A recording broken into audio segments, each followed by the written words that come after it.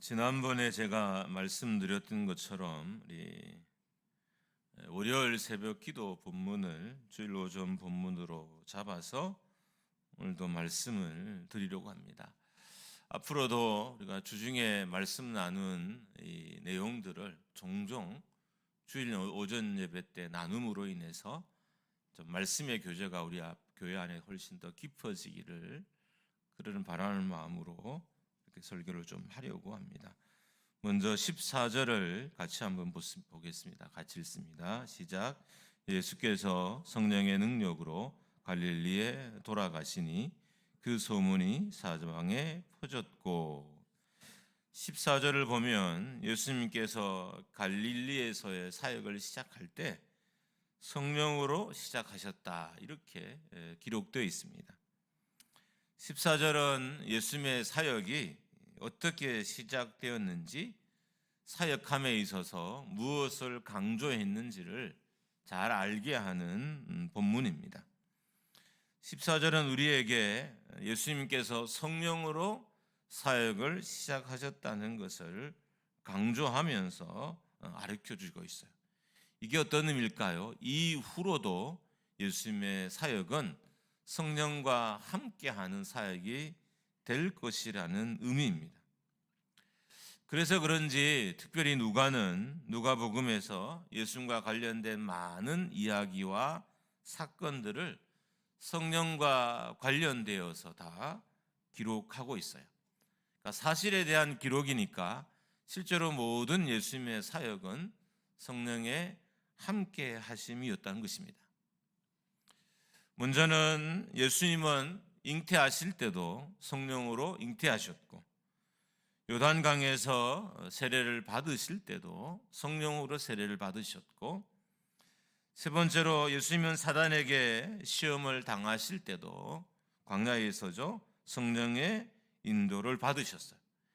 이제 갈릴리에서 예수님의 첫 사역을 시작함에 있어서도 성령으로 시작하고 있습니다. 이런 사실은 예수님의 사역과 성령의 사역은 떼어놓을 수 없는 사역이라는 거예요. 그러니까 예수님의 사역을 우리 삶에 경험하려면 우리도 성령 충만해야만 경험할 수 있다는 의미이기도 하고, 성령을 빼면 그 어떤 예수님의 사역도 우리가 이해할 수 없다는 의미이기도 합니다. 예수님의 사역은 그만큼 성령과 긴밀하게 연결되어 있습니다. 성령은 예수님의 사역의 근본이자 그리고 또 근원이었어요.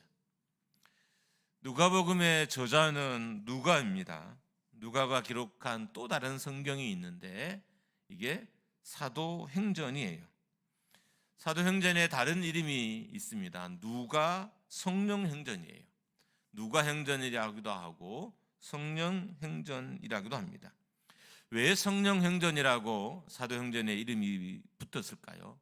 그것은 성령이 교회 가운데 역사하신 이야기들을 기록해 놨기 때문에 이것을 성령행전이라고 불렀던 것입니다. 제자들의 이야기지만 제자들의 삶 가운데 역사하신 성령의 일하심이 기록되었기 때문에 성령행전이라고 하는 것입니다. 누가는 누가복음을 기록할 때도 성령이라는 관점에서 기록했고, 누가는 사도행전을 기록할 때도 동일하게 성령의 일하심이라는 관점에서 기록을 했습니다. 누가복음은 예수 그리스도와 성령의 함께하심의 이야기라면, 사도행전은 제자들과 성령과 함께하심의 이야기인 것입니다. 18절과 19절은 이사야서의 말씀을 인용한 말씀입니다. 우리 같이 한번 읽습니다. 시작. 주의 성령이 내게 임하셨으니 이는 가난한 자에게 복음을 전하게 하시려고 내게 기름을 부으시고 나를 보내사 포로된 자에게 자유를, 눈먼 자에게 다시 보게 함을 전파하며 눌린 자를 자유롭게 하고 주의 은혜의 해를 전파하게 하려 하심이라. 이사야의 예수님에 관련된 예언이에요. 이사야의 예언도 예수님의 사역이 성령과 아주 밀접되어 있을 것이라고 말하고 있습니다. 이사야라는 구약의 선지자도 예수님의 사역이 성령의 사역일 것이다라고 예언을 하고 있고, 그리고 예수님의 행적을 기록한 누가도 예수님의 사역이 성령의 사역이었다라고 기록하고 있습니다.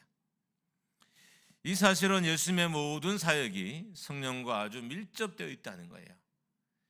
이걸 여러분과 저의 삶에 우리가 반추하면 비춰보면 우리의 사역도 예수님과 사역과 마찬가지로 성령과 아주 밀접하게 연결되어 있어야 한다는 의미입니다. 굳이 말하면 지금 여러분의 저와 삶보다는 훨씬 더 많이, 훨씬 더 깊게 우리가 성령과 연결되어 있어야 하는 거예요. 하나님의 아들이신 예수 그리스도께서 성령과 함께함이 그 사역의 본질이었는데, 본질이었음에도 본질이었잖아요. 그럼 우리도 마찬가지로 우리의 삶은 예수님보다 성령과 더 밀접하게, 더 많이, 아주 깊게 연결되어 있어야 된다는 거예요. 그러니까 우리가 성령 충만하지 않으면 예배할 수도 없고, 성령 충만하면 교회를 섬길 수도 없고, 하나님의 일을 감당할 수도 없다는 거예요. 근데 우리의 삶을 돌아보면 우리는 성령 충만하지 않고 얼마든지 예배할 수 있고 교회를 섬길 수 있고 하나님의 말씀에 순종할 수 있다고 생각하는 경향이 있습니다. 확실한 것은 지금 저와 여러분의 삶은 지금보다 훨씬 더 성령과 밀접하게 연결되어 있어야 하는 것입니다. 성령 없이, 성령의 도우심 없이, 성령의 인도하심 없이 주의 일을 한다는 것, 하나님의 자녀로 살아간다는 것은 있을 수가 없는 일인 거예요. 우리가 하나님의 자녀로 온전히 살아가기 위해서 매일의 삶이 성령과 동행이어야 하고, 우리가 하나님의 자녀로 온전히 살아가기 위해서는 매일 성령의 능력을 구하며 성령의 이끄심을 따라서 우리가 살아야 하는 것입니다. 그러니까 매일의 삶이 성령과 함께함이어야 한다는 의미입니다. 그런데 우리는 이 사실을 잊고 살 때가 많습니다. 그래서 성령 충만함 없이, 성령과 동행함 없이, 성령의 이끄심 없이 사는 삶에 아주 익숙해져 있어요. 여러분, 오늘을 예배오른 이 자리에도 성령과 함께 동행하고 성령의 이끄심을 따라서 이 자리에 앉으셨나요? 아니면 성령과 아무 관계없이 여러분의 의지와 생각을 모아서 혹 이 자리에 오지는 않으셨습니까?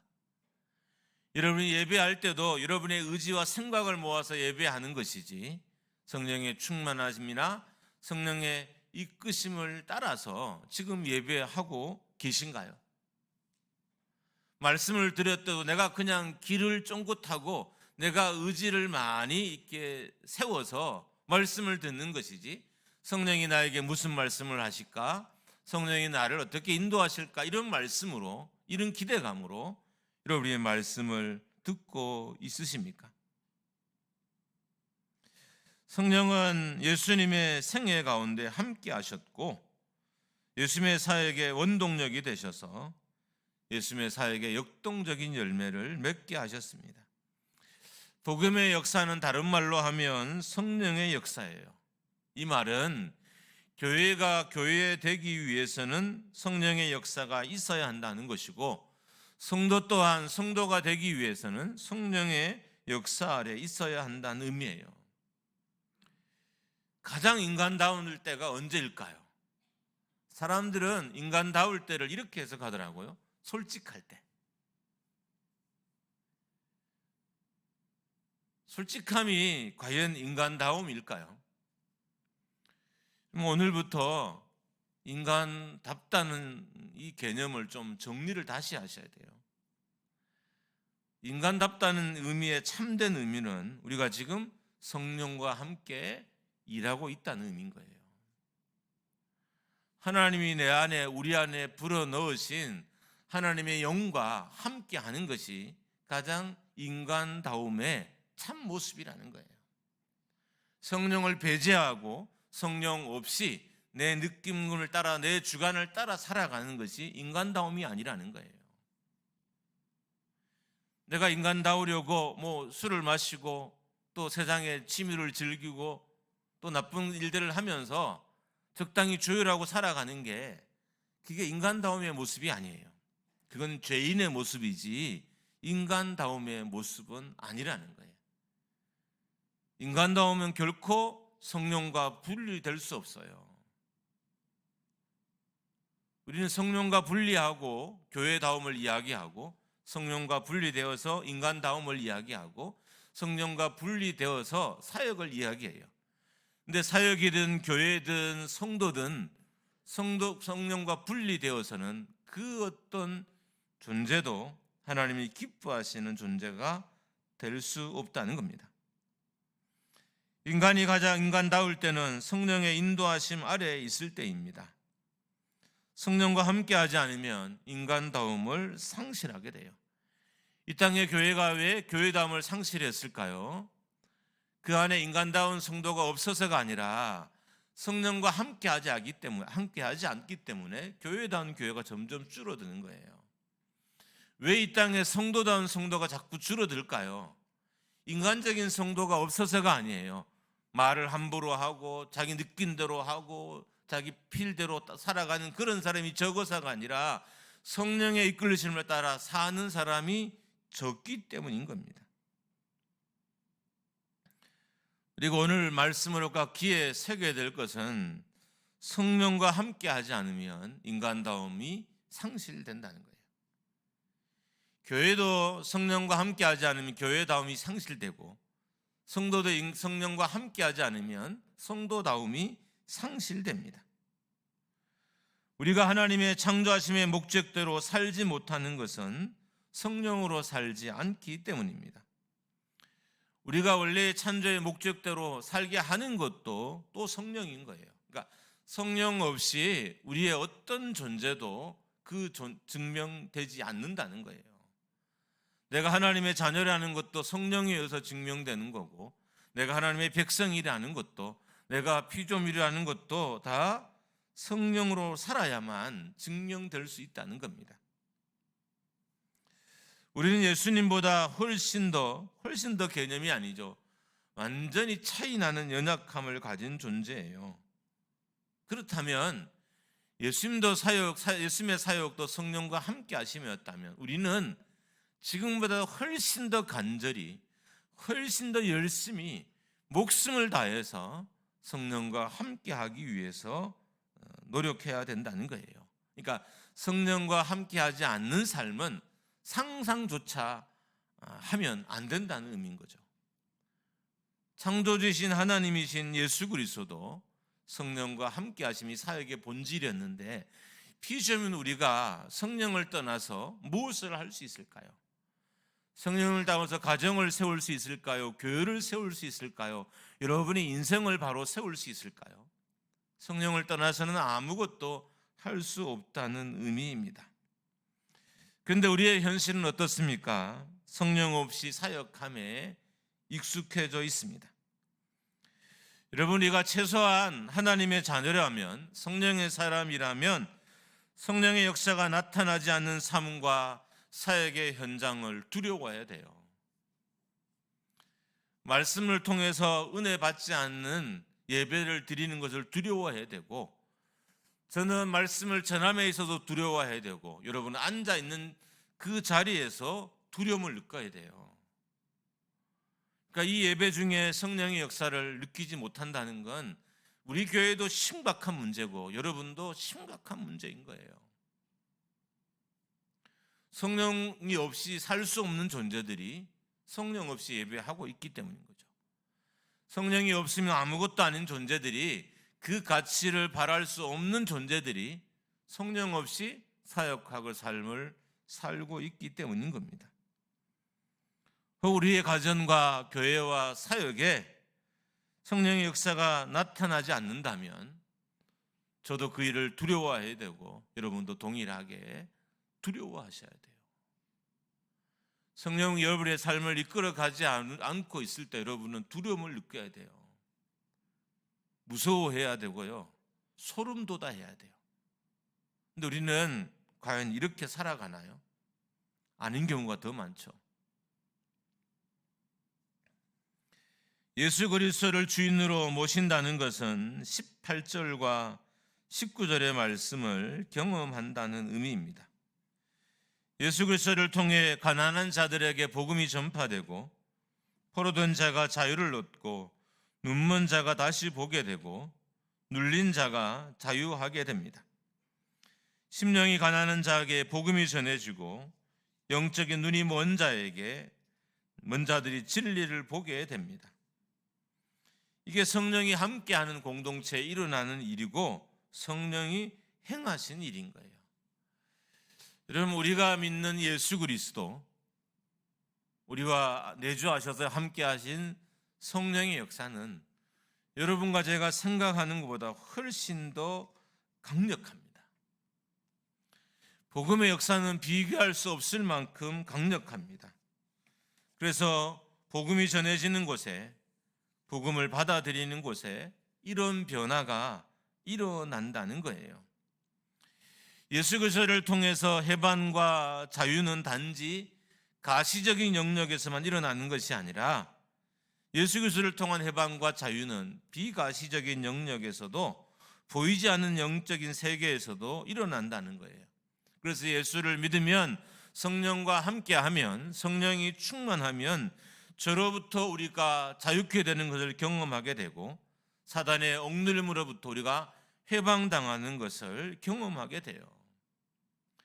여러분은 예배하고 찬양하면서 여러분을 억누르고 있는 사단이 여러분으로부터 떠나가는 것들을 경험한 적이 있으신가요? 여러분, 지금까지 예수를 믿고 기도하면서 여러분의 가정을 덮고 있던 어둠의 세력들이 떠나가는 것을, 영적인 어둠이 쫓겨나가는 것을 경험한 적이 있으신가요? 있어야 된다는 거예요. 그만큼 성령의 역사가 강력하기 때문인 것입니다. 성령 여러분과 저를 죄로부터 자유롭게 하고 사단의 억눌림으로부터 해방시켜 줍니다. 진정한 해방과 자유는 육체적인 영역에서도 일어나요. 그리고 영적인 영역에서도 일어나고요. 경제적인 영역에서도 인생의 모든 영역에서 자유와 해방이 일어나요. 이게 성령의 역사인 것입니다. 진정한 해방과 자유, 그러니까 성령을 통한 진정한 해방과 자유는 과거에도 현재에도 그리고 미래에서도 일어나야 되는 거예요. 예수 그리스도께서 성령 안에서 일하실 때 그런 결과들을 우리에게 가져준다는 거예요. 또 여러분과 제가 성령 충만할 때, 성령과 날마다 동행하려고 할 때, 성령 앞에 무릎을 꿇을 때 그런 역사들이 일어난다는 거예요. 여러분은 최근 무엇에 이끌려 살아가고 계십니까? 혹시 여러분의 과거가 여러분을 이끌지는 않나요? 여러분의 지금의 힘듦이 여러분을 이끌어가고 있지는 않은가요? 장래에 대한 불안과 염려와 걱정이 지금의 여러분의 삶을 송두리째 다 흔들어 놓고 있지는 않나요? 오늘 본문은 여러분과 저는 이런 것에 이끌려야 될 존재가 아니라 성령의 이끌림을 받아야 된 존재라는 것을 말해주고 있습니다. 그럼 이 시간 우리는 어떻게 살아야 할까요? 성령 없이 사는 것, 성령의 이끄심 없이 사는 것, 성령에 순종하지 않는 삶을 두려워하고 걱정하고 염려해야 돼요. 없는 물질을 걱정할 것이 아니라 내가 성령으로 살지 않는 것을 걱정해야 되는 거예요. 깨어진 관계를 걱정하고 불안할 것이 아니라 내가 성령에 순종하지 않는 것을 내가 불안하고 염려하고 걱정해야 돼요. 왜냐하면 내가 성령을 따를 때 이 모든 역사들은 우리에게 다 주어지는 일들이기 때문입니다. 갈릴리 사람들은 예수 그리스도의 말에 아주 놀랐습니다. 근데 참 놀라운 것은 그때뿐이었어요. 왜 그럴까요? 성령이 그들과 함께 하지 않았기 때문이에요. 22절을 표준 세번역으로 같이 한번 읽어봅니다. 시작. 사람들은 모두 감탄하고 그의 입에서 나오는 그 은혜로운 말씀에 놀라서 이 사람은 요셉의 아들이 아닌가 하고 말하였다. 이게 감탄이에요. 그런데 끝이에요. 예수님이 행하신 일들을 보고 놀라기만 하고 감탄만 하고 그냥 끝이 났어요.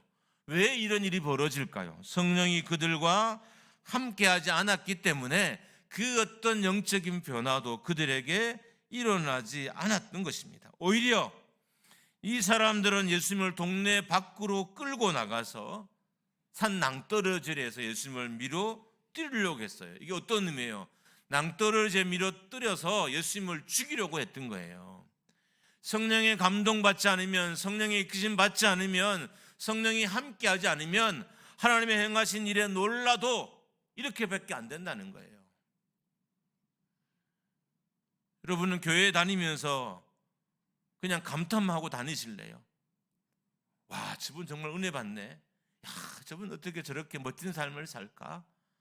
저분은 힘든데 어떻게 저렇게 살 수 있지? 남이 성령으로 사는 것을 감탄만 하고 사시겠습니까? 오늘 본문은 여러분과 저에게 성령의 삶으로, 성령 충만의 삶으로, 성령의 이끄심 받는 삶으로 우리를 초대하고 있습니다.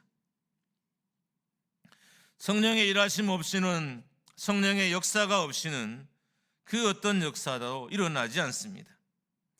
성령 행전이라 불리는 사도행전은 1장부터 성령의 일하심으로 가득 차 있어요. 성령이 아니고서는 제자들이 결코 예수 그리스도께서 주신 사명을 감당할 수 없을 것이라고 말하고 있습니다.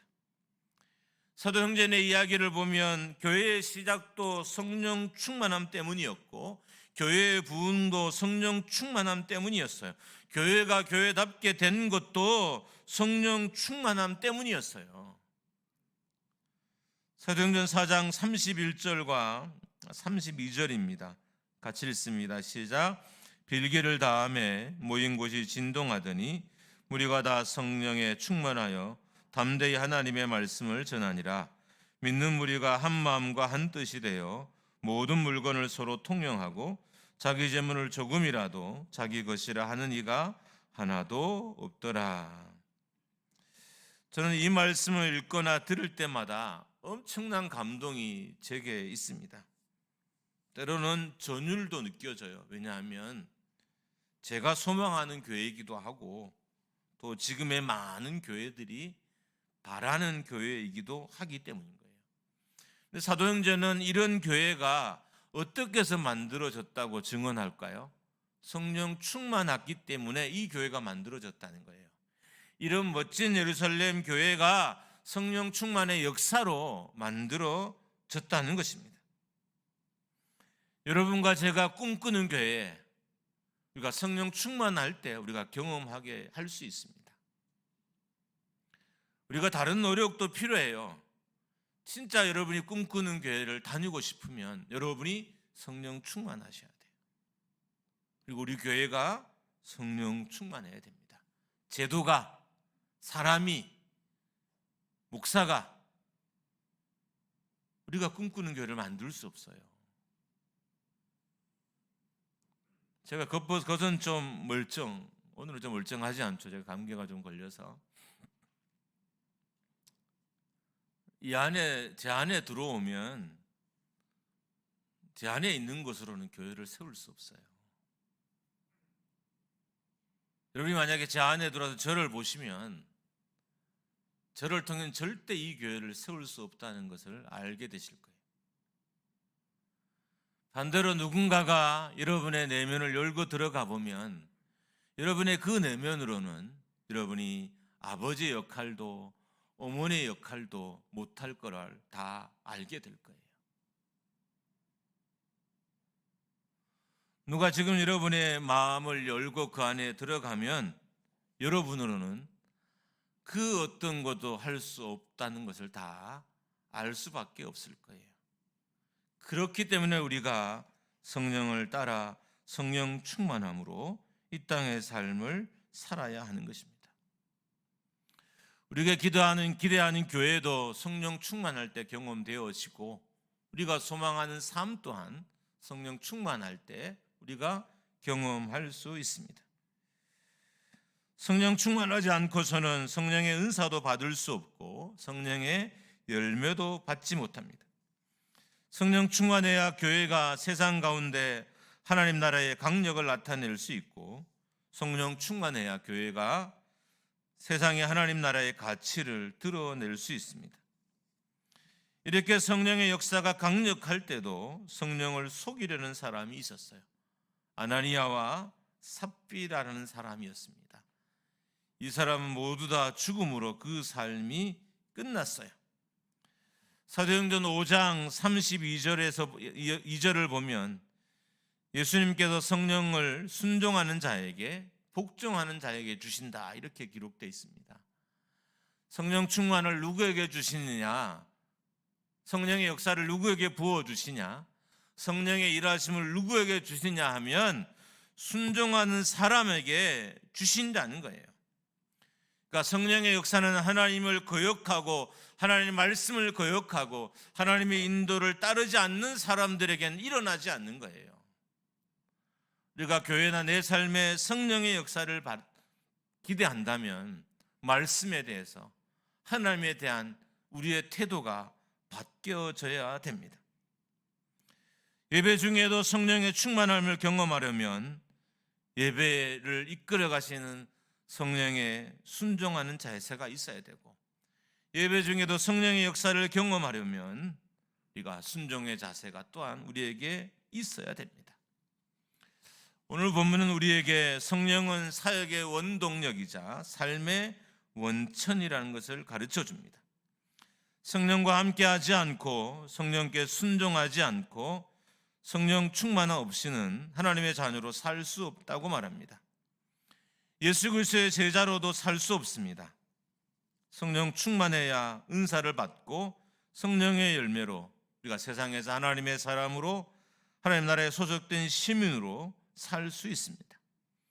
성령 충만해야 교회를 교회로 세울 수 있고 성도도 성도로 살 수 있습니다. 성령 충만해야 육과 싸워서 이기고 육을 극복하는 영적인 삶을 살아갈 수 있습니다. 지금 우리가 불행한 것은 우리의 삶이 우리의 육에 매여 있기 때문인 거예요. 육을 떨치는 길은 성령 충만이에요. 내가 내 육에 매여져 있어서 내가 지금의 삶이 힘든 겁니다. 이걸 떨치는, 매여져 있는 많은 끈으로부터 나를 해방케 하는 것이 성령의 일하심이고 성령의 이끄심이고 역사함인 것입니다. 모쪼록 목장교회가 성령의 이끌림에 순종하는 교회가 되기를 주님의 이름으로 축복합니다.